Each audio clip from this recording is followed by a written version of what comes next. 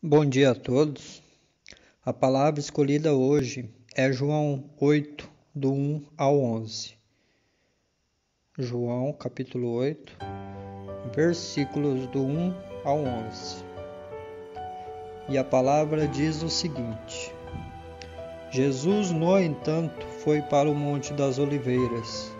De madrugada, voltou novamente para o templo. E todo o povo se reuniu em volta dele, e Jesus, assentado, os ensinava. Então os escribas e fariseus trouxeram à presença dele uma mulher surpreendida em adultério, e fazendo-a ficar em pé no meio de todos, disseram a Jesus: Esta mulher, mestre, foi surpreendida em flagrante adultério. Na lei, Moisés nos ordenou que tais mulheres sejam apedrejadas. E o Senhor, o que tem a dizer? Eles diziam isso tentando-o, para terem de que o acusar. Mas Jesus, inclinando-se, escrevia na terra com o dedo. Como eles insistiam na pergunta, Jesus se levantou e lhes disse: Quem de vocês estiver sem pecado, seja o primeiro a atirar uma pedra nela. E, inclinando-se novamente, continuou a escrever no chão.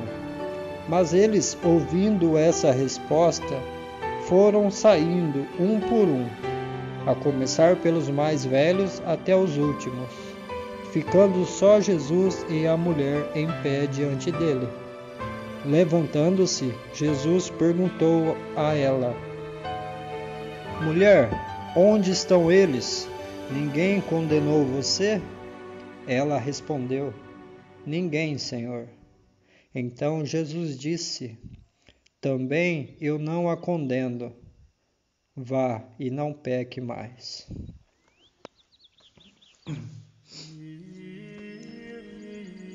Quando os fariseus levaram a mulher pega em adultério até Jesus, eles já sabiam o que fazer com ela, segundo a lei.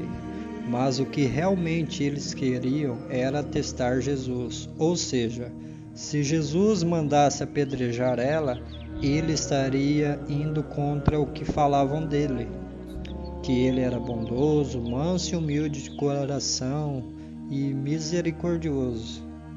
Por outro lado, se ele não mandasse apedrejá-la, estaria indo contra a lei de Moisés. Mas Jesus mostra e prova o quanto é sábio e diz: quem não tiver pecado, que atire a primeira pedra. Então, em silêncio, se inclina, e nesse silêncio faz cada um refletir. Então fizeram um exame de consciência. E foi saindo, um a um. A consciência pesou para cada um deles, e o mesmo acontece com cada um de nós. Como é difícil colocar a cabeça no travesseiro com a consciência pesada dos erros graves que cometemos no dia a dia, pelo nosso orgulho de não chegar e admitir o nosso erro, de admitir as nossas falhas, ou mesmo de pedir uma desculpa, um perdão a outra pessoa. Eles que trouxeram aquela mulher para ser julgada e condenada, trouxeram-na na intenção de acabar com a vida da mesma. Como diz a frase, há males que vêm para o bem. E realmente aquela mulher, ao invés de ser condenada, ela foi salva. Isso mostra o quanto Jesus ama o pecador. Não quer dizer que ele ama o pecado. E por muitas vezes somos como esses fariseus. Queremos apontar os erros dos outros. E é muito fácil apontar o dedo. É como se não tivéssemos espelho para olhar para nós mesmos e tentar ver que o mesmo erro que aquela pessoa comete, muitas vezes é o mesmo erro nosso. Quantas pessoas nós julgamos e até mesmo condenamos pessoas pelos erros cometidos. Atiramos as pedras, somos os primeiros a fazer isso. Eu me lembro que quando criança, quantas vezes eu não ouvia que Jesus ou que Deus ia me castigar se eu fizesse isso, se eu fizesse aquilo. Por muitas vezes nos apresentavam um Deus que dava medo, um Deus que era assustador, um Deus que era mau. Quando Jesus escreve no chão, eu imagino que ele escreve os pecados de cada uma daquelas pessoas que estavam lá diante daquela mulher, né? Loucos para atacar uma pedra nela, né? Pedro, eu imagino Pedro, né? Do jeito que ele era, né? Ele devia ter sido o primeiro, né? Com a pedra, né? Para atacar nela. Só que Jesus dá a resposta, né? E quando essa resposta vem, só fica Jesus e a mulher. No caso, Maria Madalena. E Jesus era o único que podia condená-la, o único que podia tirar a pedra nela.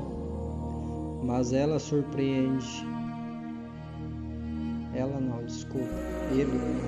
Ele surpreende ela dizendo que nem ele a condenava. Então ele lhe diz: agora vá e não tornes a pecar. Ou seja, né, tirando para nós isso, não podemos insistir nos mesmos pecados, ou seja, nos mesmos erros e comportamentos, esperando um resultado diferente, porque o resultado é sempre o mesmo. Na nossa dicção ativa ou em recuperação, somos julgados e condenados a todo momento por fariseus do nosso tempo, pessoas que para elas sempre seremos alcoólatras, nóias, vagabundos, entre outras coisas que não convém falar, mas não podemos nos abalar para isso. Precisamos mostrar não para essas pessoas, mas para nós mesmos. Isso mesmo, para nós. Primeiro eu, segundo eu, terceiro eu. Que somos capazes de uma vida limpa e serena, sem qualquer tipo de substância que altere de alguma forma nosso sistema nervoso central. Não precisamos provar nada para ninguém, somente para Deus. E Ele sabe o que está no meu e no seu coração. Temos que ter cuidado também para não julgar essas mesmas pessoas. Caso contrário, estamos sendo como elas. Façamos diferente e as colocamos nas nossas orações. Hoje eu tive uma grande provação e quando eu estava fazendo essa reflexão, hoje eu costumo postar no sábado a mensagem, mas eu a gravo na sexta e hoje é sexta-feira santa e hoje eu fiz o propósito do jejum, pão e água, só não no jantar, mas lá pelas 4 horas da tarde as coisas começaram a dar tudo errado, tudo, até a caneta falhava, e uma caneta nova, então comecei a refletir, né? Nada dando certo.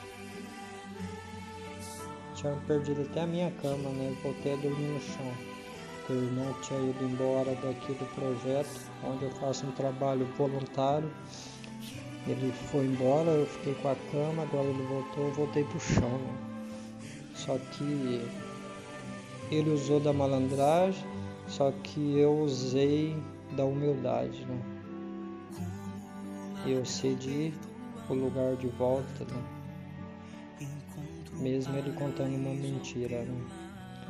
Ele chegou em mim dizendo que o responsável da casa tinha mandado eu sair da cama e devolver para ele. Só que isso não aconteceu porque o responsável chegou em mim e falou, né? A decisão é sua, se quiser dar a cama para ele, você dá. Se não quiser, a cama é sua, é direito seu. E como cristão que eu sigo hoje, né? Procuro seguir, né? O máximo que eu posso, né? Eu cedi, eu poderia ter pego de volta até, né? Só que eu chamei ele no canto e falei, ó, o negócio é o seguinte, você usou de má fé, você prega a palavra muito bem, bem melhor do que eu, porque eu não sou pregador, mas você é pregador, você fala da palavra todos os dias, só que você usou a mentira para ganhar em cima, né? Você usou a mentira para ganhar conforto, né? Liberdade. Só que se você tivesse chegado em mim e pedido, sem ter contado historinha, eu teria te dado, teria cedido, porque eu sou cristão. E o meu dever como cristão não é crucificar, é tirar da cruz. Não é deixar um irmão dormir no chão, é acolher ele e colocar ele no colchão, numa cama e cobrir. Esse é o meu dever como um cristão.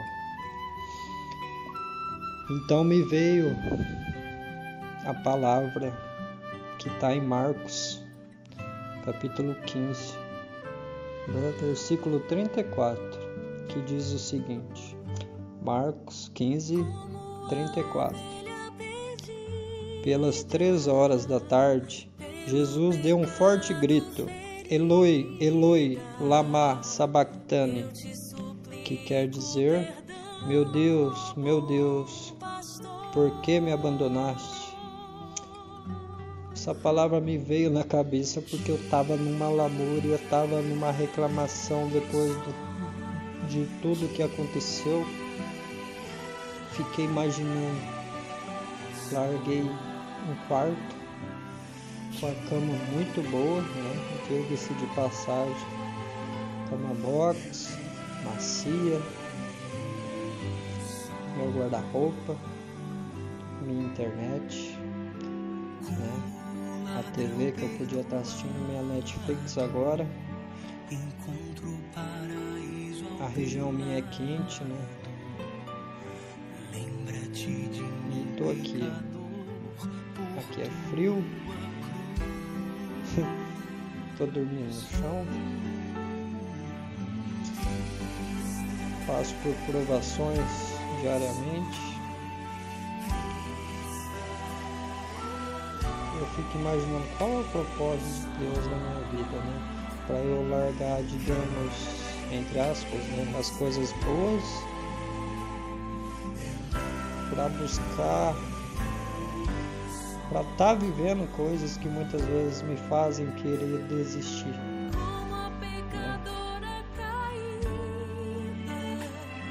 Uma coisa eu tenho certeza, o propósito eu não vou desistir, vou continuar. E o propósito de Deus para minha vida eu sei que é grande. Só que esses momentos de lamúria a gente tem mesmo, é autopiedade, né? Muitas vezes bate um saudosismo também. Só que a gente não pode se abalar, tem que levantar a cabeça e seguir em frente. Que vem as dificuldades, porque sem dificuldade a gente não cresce, sem dificuldade não tem aprendizado. Amém?